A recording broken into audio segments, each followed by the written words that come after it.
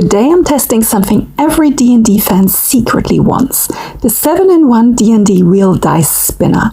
It's a metal fingertip gyro that replaces your entire dice set in one tiny bronze wheel. You spin it, it clicks, and the pointer lands on your number. D4, D6, D8, D10, D12, even D20. The dragon emblem makes it feel like a relic from a campaign, and the weight is surprisingly premium. For anyone who loses dice, drops dice, or has a cat who steals dice, yes, I'm talking to you, this solves everything.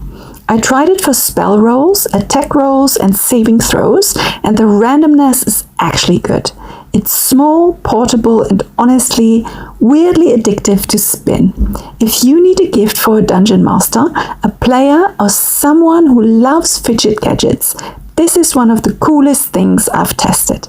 Let me know if you want a full D&D gadget review next. Subscribe to discover more insights for items I love.